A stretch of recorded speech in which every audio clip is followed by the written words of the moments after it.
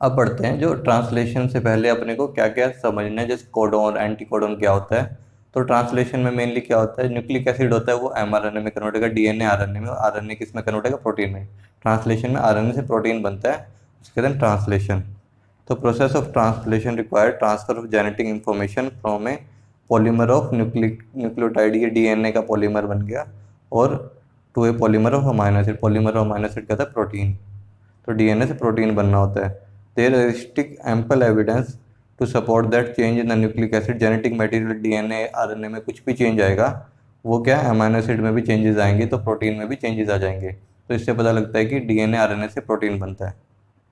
This led to proposition of genetic code that could direct the sequence of amino acid during synthesis of protein। तो इसमें जो genetic code होता है अपना, जैसे न्यूक्लिक एसिड होते हैं, नाइट्रोजनस बेस होता है एडेनिन ग्वानिसिन यूरेसिल, एक सीक्वेंस में होते हैं एमआरएनए में, और वो उसी सीक्वेंस में अमाइनो एसिड जुड़ जाते हैं प्रोटीन में।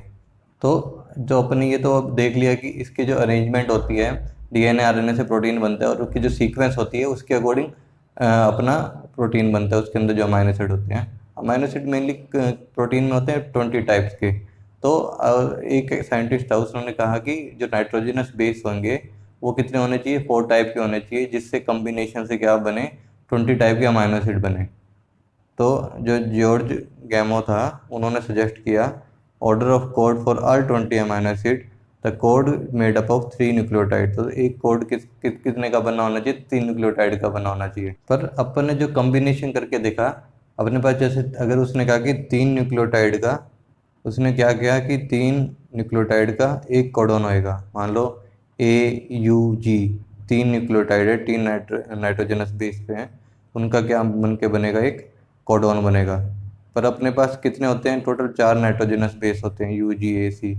तो 4 4 अगर मान लो अपने में नाइट्रोजनस बेस है, तो क्या आएगा, कम्बिनेशन अगर बनाएंगे 3 का, तो वो ये हो सकता है, इसके साथ कर सकता है, इसके साथ भी कर सकता है, ये इसके साथ भी कर सकते हैं, इसके साथ भी मैच कर सकते हैं, ये इसके साथ भी मैच कर सकते हैं, इसके साथ भी, ये इसके साथ भी कर सकते हैं, और इसके साथ भी।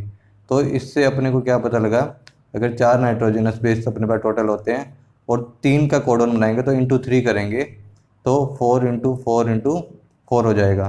तो ये टोटल कितना हो जाएगा, 64 कम्बिनेशन हो जाएंगे। तो 64 अपने पास कोडॉन होने चाहिए थे। तो 64 कोडॉन होने चाहिए थे टाइप के, और 64 ही टाइप के कोडॉन के साथ 64 टाइप के अमाइनो एसिड होने पर अपने पास 20 अमाइनो एसिड होते हैं।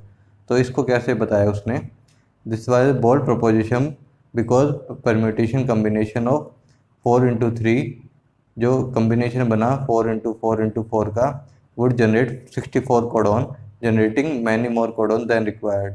तो इसमें क्या हुआ, अपने को सिर्फ चाहिए तो 20 कोडॉन थे। अगर अपन ये भी कहेंगे एक कोडॉन 3 नाइट्रोजनस बेस का बना हुआ है, या 3 न्यूक्लियोटाइड का बना हुआ है, तो अपने पास होने तो 20 चाहिए थे, 20 अमाइनो एसिड के लिए। पर अपना जो कम्बिनेशन बनेगा वो कितना बनेगा, 3 के हिसाब से, और 4 नाइट्रोजनस बेस है, कम से कम 64 बनने चाहिए थे, क्योंकि ये कम्बिनेशन क्या होएगा ऐसे, और ये मतलब ये सारे कंबाइन कर सकते हैं, तो कम्बिनेशन कितना हो जाएगा, 4 × 4 × 4।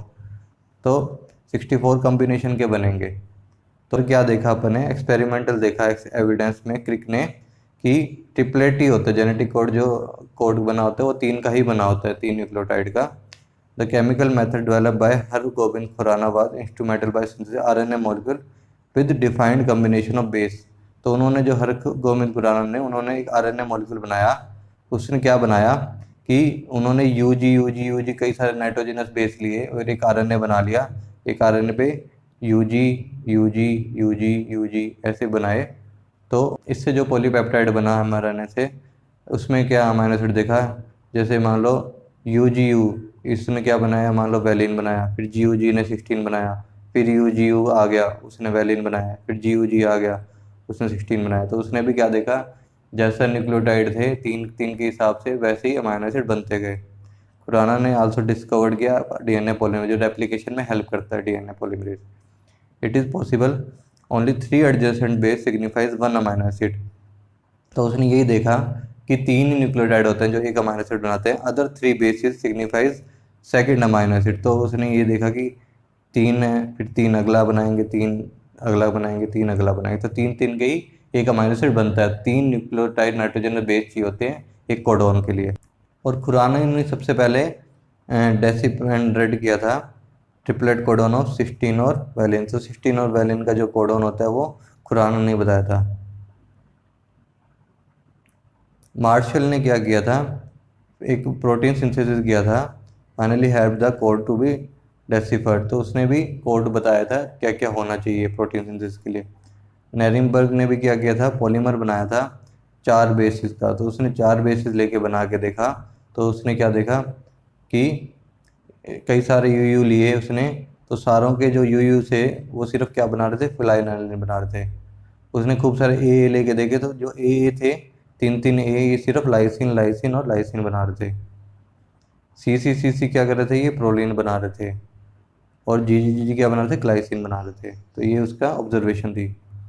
First codon discovered by Nirenberg and Matthaei was U. तो फर्स्ट कोडोन था, नेरिंगबर्ग ने कौन सा बनाया था, यू वाला जो फिनाइलएलानाइन बनाता है।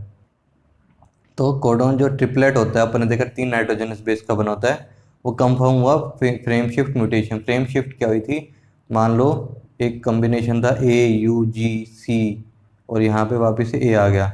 अपन ने क्या किया, जब अमाइनो एसिड बने तो 3 का बना, एक और मान लो यहाँ पे G है, तो CAG का एक बनेगा, AUG का एक बनेगा।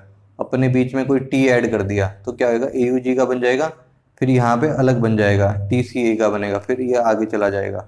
तो ये पूरी आगे शिफ्ट अमाइनो एसिड की सीक्वेंस चेंज हो जाएगी पूरी की पूरी। तो सारे अमाइनो एसिड चेंज हो जाएंगे, तो जिससे क्या होगा, frame shift sequence, frame shift mutation हो जाएगी। होली, नीरनबर्ग, खुराना, इनको नोबेल प्राइज मिला था 1968 में for cracking the genetic code. तो इन्होंने जेनेटिक कोड के बारे में बताया था, स्टडी की थी, तो इनको नोबेल प्राइज मिला था। सेलिएंट फीचर क्या होता है जेनेटिक कोड के, कोडोन इज ट्रिपलेट। तो याद रखना कोडोन हमेशा 3 नाइट्रोजनस बेस का बनाता है। 61 कोडोन होते हैं टोटल, से 64 कॉम्बिनेशन बने, 61 होते हैं उनमें से वो अमाइनो एसिड बनाते हैं, और 3 जो होते हैं वो कोई अमाइनो एसिड नहीं बनाते, वो स्टॉप कोडोन होते हैं। हैंस दे फंक्शन है stop codon, non sense codon और टर्मिनेशन। 3 क्या होते हैं, नॉन जो 3 होते हैं स्टॉप कोडोन, नॉन सेंस और टर्मिनेशन कहते हैं उसे। कौन कौन से हैं वो, याद रखना वो यू से शुरू होते हैं सारे। UA ओकर, यू से शुरू हो रहे, UAG एम्बर, UGA ओपल। तो 3 है ये जो यू से शुरू हो रहे हैं stop codon. 1 codon codes only for 1 amino acid, hence it is unambiguous और specific.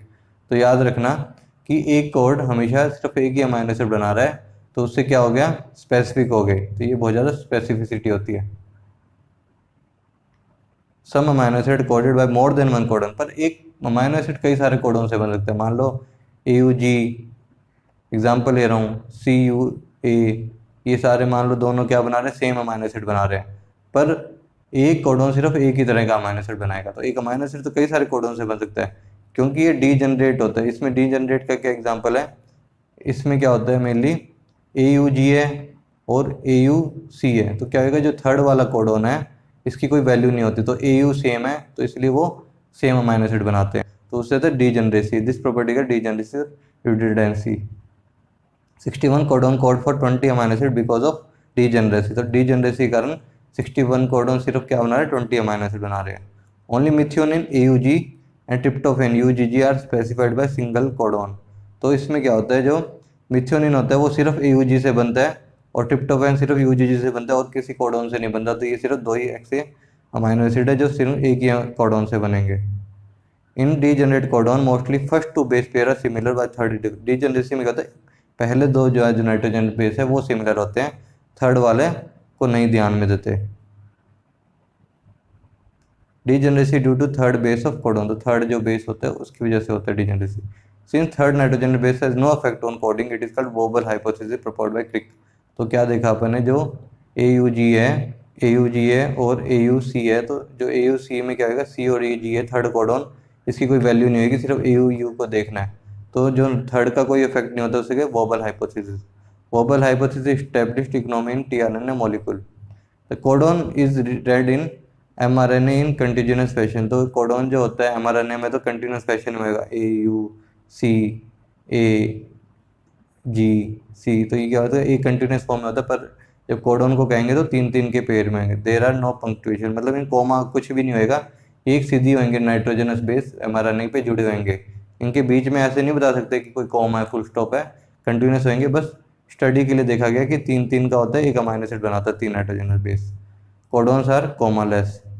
The code is nearly universal, for example from bacteria to human, triple U code for phenyl, some exception to this rule have been found mitochondrial codon in some protozoan. तो कुछ exception थी mitochondrial में पाएगी, protozoan में पाएगी, पर normally क्या देखा गया, जो एक कोडोन होता है वो सेम अमाइनो एसिड ही प्रोड्यूस करता है हर जगह, बहुत ही कम एक्सेप्शन होती है जैसे माइटोकॉन्ड्रिया में।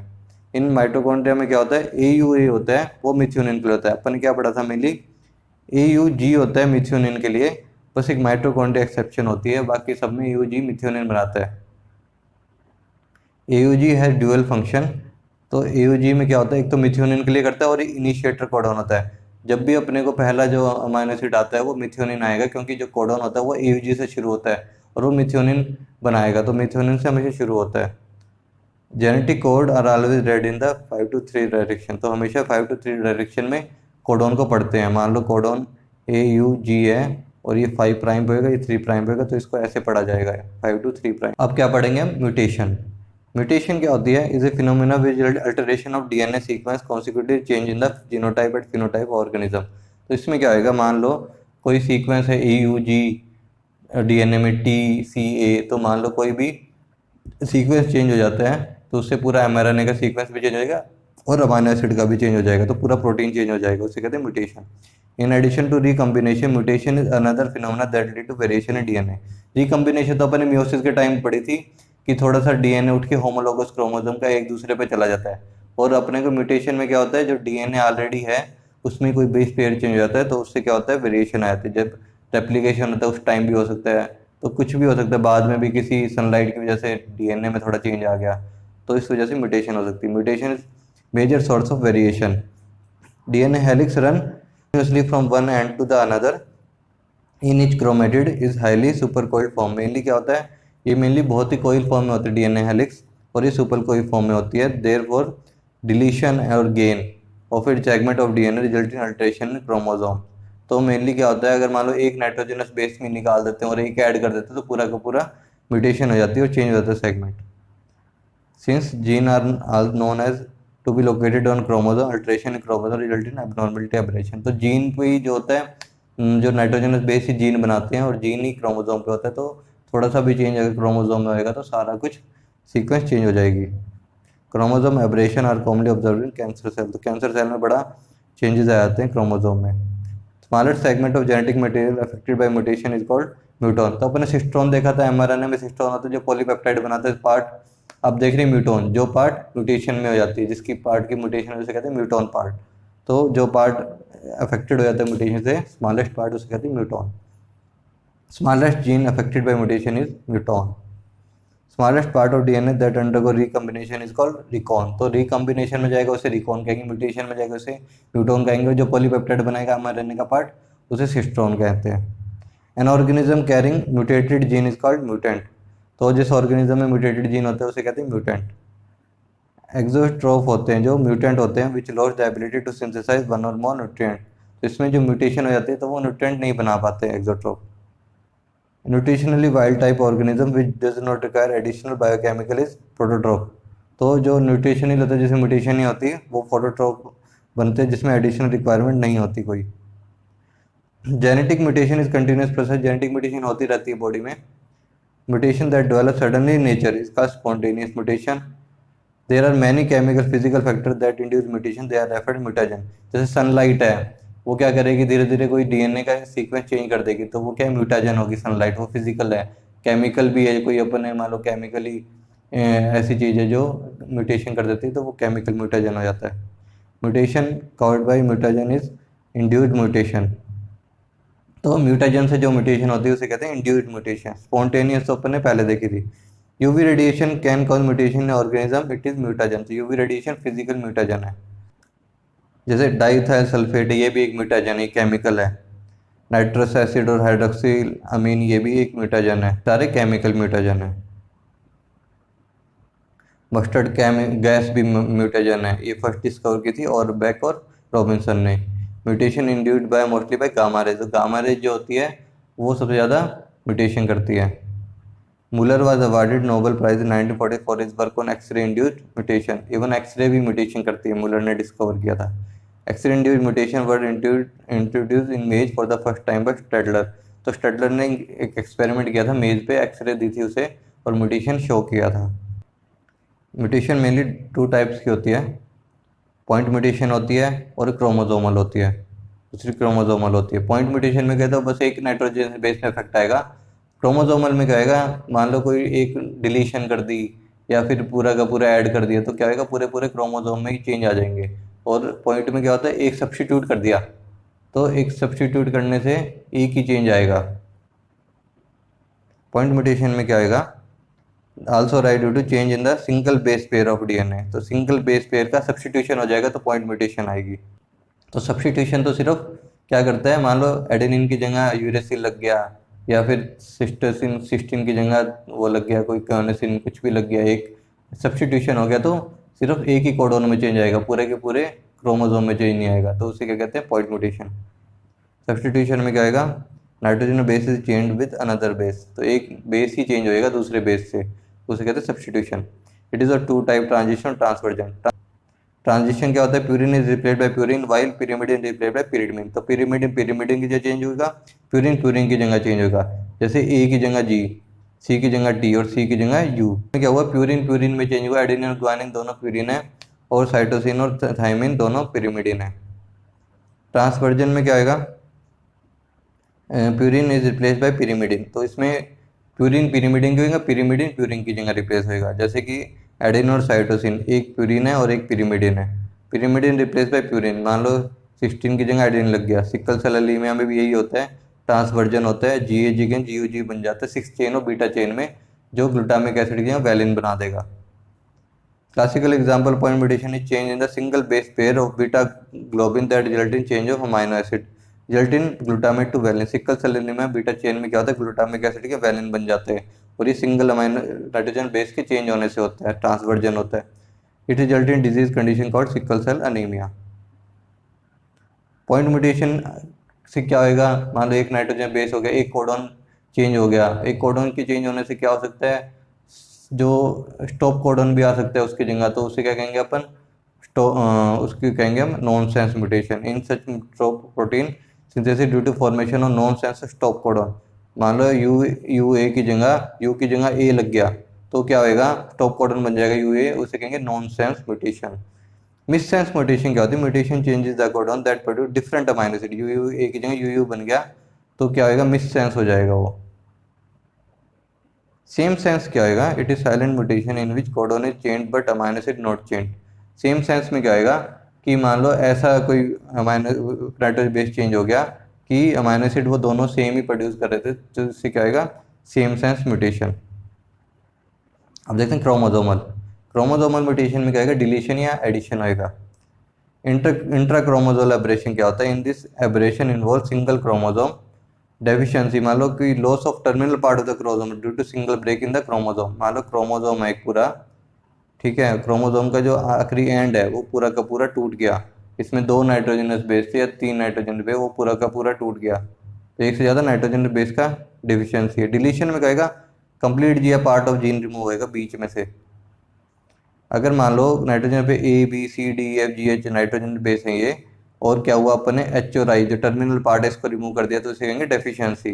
तो बाद में क्या होगा, HI रिमूव हो जाएगा, 2 नाइट्रोजन बेस रिमूव हो गए और इसमें क्या आएगा, इंट्राक्रोमोसोमल डेफिशिएंसी। डिलीशन में क्या आएगा, loss of intercalary part of chromosome due to double break और then union of the rest part. तो इसमें क्या आएगा, एक ब्रेक यहाँ लगेगा, एक ब्रेक यहाँ लगेगा, जैसे एक क्रोमोसोम है इसमें क्या आएगा, एक ब्रेक यहाँ लगेगा, एक ब्रेक यहाँ लगेगा, बाद में ये वाला पार्ट इससे जुड़ जाएगा। जैसे ABCDEFGHI, इसमें क्या हुआ, E और F डिलीट कर दिया तो बाद में क्या होगा, D के पास सीधा G आ जाएगा, तो इसमें डिलीशन हो जाएगी। एक्सरे का म्यूटेशन बाय डिलीशन, तो एक्सरे डिलीशन करता है। इंटरक्रोमोसोमल एब्रेशन क्या होती है, एब्रेशन इन्वॉल्व 2 क्रोमोसोम, इसमें क्या होगा, 2 क्रोमोसोम इन्वॉल्व होंगे।